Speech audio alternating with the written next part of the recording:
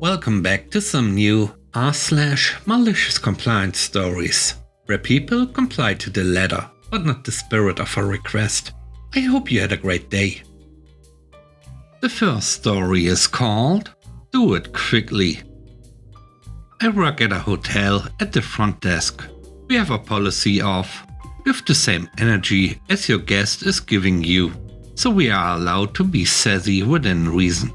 We can easily tell the customer to come back when they are feeling nicer, when they are being unpleasant or rude, and refuse service until they want to behave.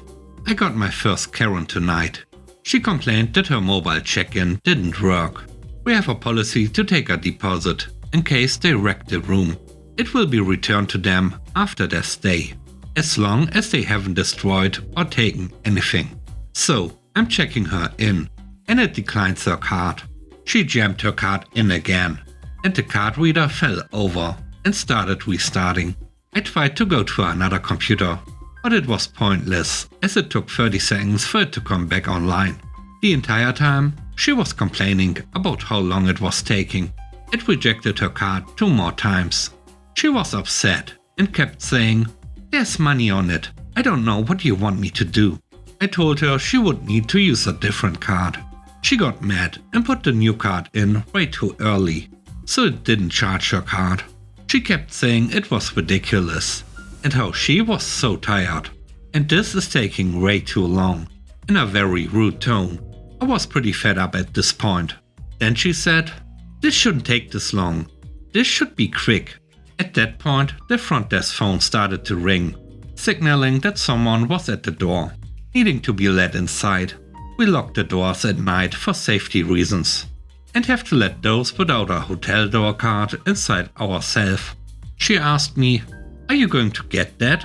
She wanted me to stop checking her in and go answer the door for her husband, even though she had just asked me to check her in quickly moments before. I was fed up, so I told her, "I'm sorry, ma'am. You wanted this done quickly.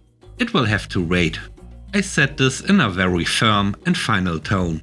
She was sputtering, making random syllables, as she didn't know what to say to that. I quickly coded her keycards, put them in her hand, and then answered the door for her husband, who had no idea what was going on. I told them to have a good night, and they quickly left the lobby. She seemed embarrassed. Please be patient with your hotel staff. They can't control when your card declines, or if the card reader messes up, because you are jamming your card in like a tired toddler. The next story is called Can't Pay For It. My manager oversees 16-ish people. He completely forgot that I had PTO one morning last week. We had spoken about it the day before too, because I had to change the time of my doctor's appointment. The morning of my appointment, I wasn't going to clock in till I got back. However, when I got back, I found out that he had assigned me to cover part of someone's shift in the call center because they were out sick. I had him asking, we use Microsoft Teams, me to call him in our full group chat, and also DMing me in the same chat we used to discuss the time of my appointment changing, and his approval, where I was. The person who oversees that the phones are covered messaged me, telling me I was to be on phones. And my manager's boss also texted me, asking where I was. I finally called my manager in a video call, and I recorded that too. I reminded him that we had spoken about the time of my appointment being in the morning. He then asked me to text him reminders every time I have PTO. Well, he's about to learn. I have 2 more days coming up in April, and I will clock in for 15 minutes each day to send that reminder text. If I have to do his job of reminding him I am off, when there are multiple ways for him to remember, then they can pay me for it. The third story is called Thinks He Knows More. Back in the early 2000s, my friend and I were both at a bowling alley. As we went out to leave, he couldn't get his car started. I asked if he wanted me to look at it, since I have been working on cars since I was 14, and he said no. that he knows as much, if not more, about cars than I do. So the tow truck arrived. They asked me to steer as they pushed it out of the parking spot. I got in, put it in park, started the vehicle, backed it out, and asked the tow truck driver if he wanted me to drive it onto his flatbed, or if he wanted to pull it up. Everyone, including the tow truck driver, burst out in laughter. My friend was livid. Why didn't you tell me that was the problem?